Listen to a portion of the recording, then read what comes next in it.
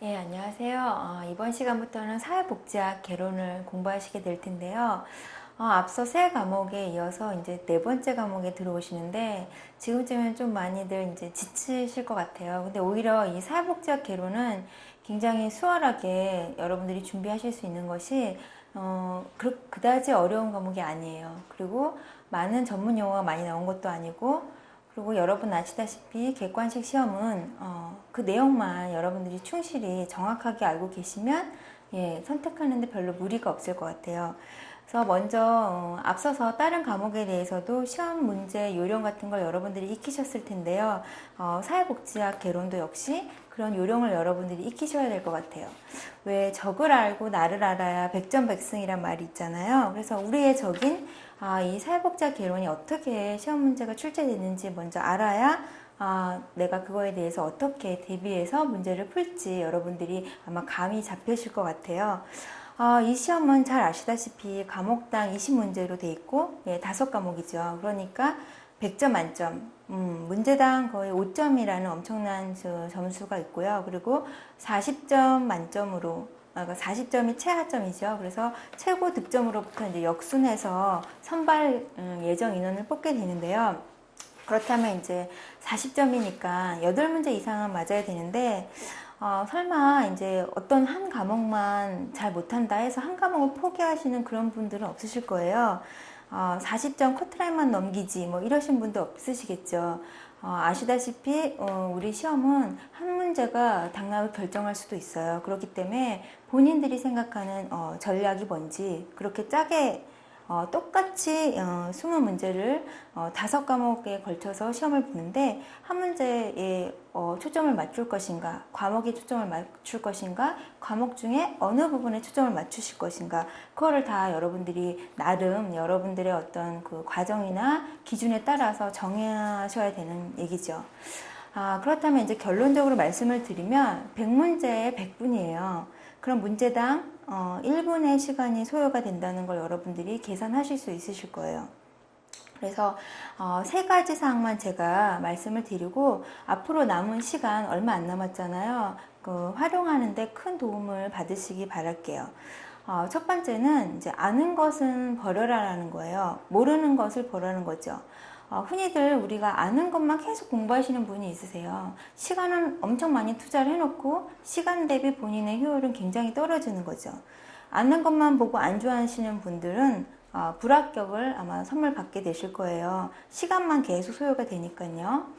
두 번째로는 정확하게 시간 안에 빨리 체크하라는 거죠. 이해를 할 시간이 없어요. 1분당 한 문제이기 때문에 어찌 보면 사실 1분에 한 문제를 푼다는 거는 40 내지 50초의 문제를 풀고 혹시나 뒤에 모르는 문제가 나올 수 있기 때문에 그 시간을 또 대비를 하셔야 되기 때문에 한 번에 보고 정확하게 골라야 되지 이렇게 왔다 갔다 할 시간이 없어요. 그러니까 연습하실 때도 여러분들이 그 점에 착안을 하셔가지고 시간을 옆에 두시고 초식을 옆에 두고 바로바로 시간을 체크하시면서 문제를 푸셔야 돼요. 마지막 세 번째는 거꾸로 이제 우리가 시간을 계약해서 전략 파트에 이제 올인을 하는 거예요. 5과목이고 굉장히 범위가 방대하죠. 과목당. 그렇기 때문에 이 많은 범위 내에서 우리가 골라볼 수도 없는 노릇이에요. 그래서 우리가 잘 아는 방법대로 기출을 중심으로 본인이 자신 있는 부분이 뭐가 있는지 체크를 하시고 그리고 우리 시험은 사회복지사 1급이라는 과목과 매우 유사하죠. 그래서 사회복지사 1급 기출문제를 여러분들이 다 구해서 공부를 하실 텐데요. 예전에 공부했을 때 어떤 기억 그리고 전공하신 분들이 나는 실천이 맞고 또 때론 나는 정책이 맞아. 아니야, 나는 인간행동과 사회환경에 대한 이해가 좋아. 이렇게 나름 각자에 대한 이해도가 이제 본인들이 아실 텐데요. 그렇다면 나한테 맞는 내가 잘할 수 있는 과목을 더 올인해서 정확하게 아는 거죠.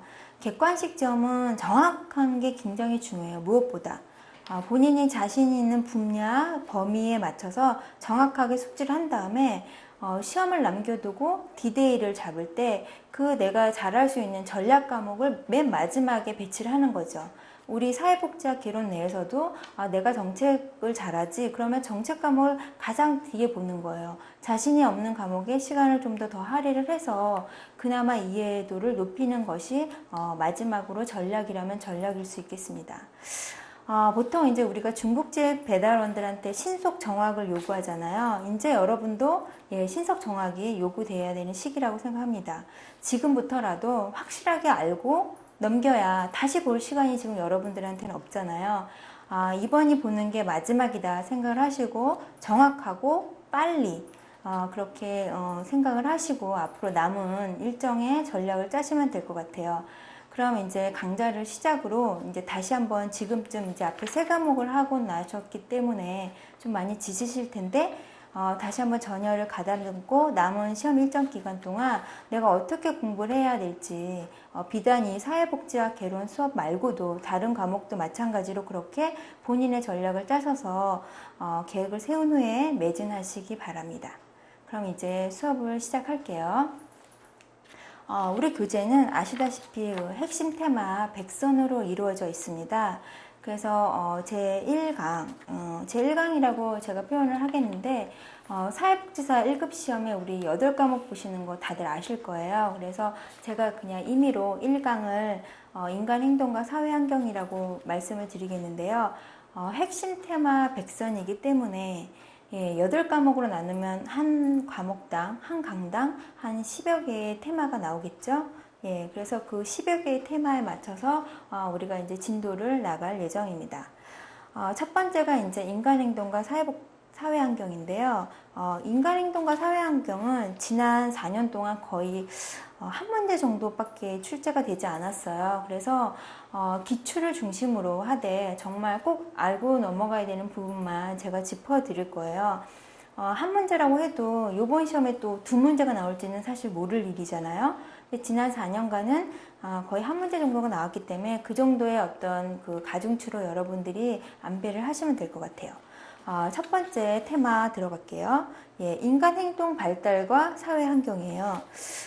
인간 발달, 어떻게 보면 인간 행동과 사회 환경 이 과목 자체가 여러분들의 그 생애 주기하고 관련돼 있잖아요. 그래서 너무나 익숙한 내용들이 많이 나와요. 잘 아시다시피 인간 발달이 우리가 요람에서 무덤까지란 말이 있잖아요. 그래서 이 생애 주기에 따라서 인간의 어떤 발달 정도가 다르기 때문에 그 발달 정도에 맞춰서 어떻게 그 사회복지로, 사회 환경으로 인간을 포섭해서 이것을 잘 이해하냐. 그게 이 인간 행동과 사회 활동입니다. 사회 환경입니다. 그래서 보시면 인간 발달의 개념에 대해서 나와 있는데 이거는 그냥 보시면 다 아실 것 같아요. 그리고 인간 발달의 원리가 있는데 일정한 순서의 방향성과 속도의 불규칙성, 유전과 환경의 상호작용. 우리 예전에 한번 생물 시간을 여러분 떠올려 보세요. 인간이 끊임없는 어떤 그 시행착오를 통해서 본인에게 가장 익숙한 상태로 환경에 적응하게 돼 있다고 하잖아요. 그런 것들 중에는 선천적인 유전적인 요소와 후천적인 환경적인 요소의 어떤 결합으로 이루어져 있기 때문에 끊임없이 유전과 환경에 대해서 상호작용을 하게 돼 있겠죠. 그리고 결정적 시기라는 것은 우리가 생애 주기에 따라서 여러분도 뭐 초등학교를 들어간다든지 아니면 뭐 중학교를 들어가다든지 아니면 군대를 간다든지 이렇게 결정적 시기가 있어요. 결혼을 한다든지 그러한 적기성, 그때에 따라서 인간 발달이 달라진다는 얘기겠죠. 그래서 인간 발달과 사회복지 실천은 그럼 어떻게 연관을 지어야 되냐? 그게 어쩌면 이 인간 행동과 사회 환경에 함의가 되겠는데요. 먼저 인간 발달의 각 단계에서 수행에 대한 발달 과업을 제시하고요.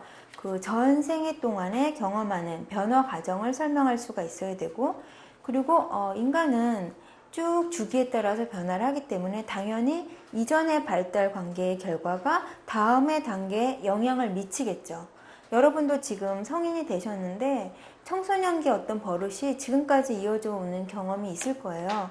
우리가 과거 없이 오늘이 없죠. 미래도 마찬가지예요. 발달도 이 발달 과정에 따라서 특징적으로 어떻게 나타나는 그런 발달 요인이 설명이 되어져야 된다는 거죠. 그렇기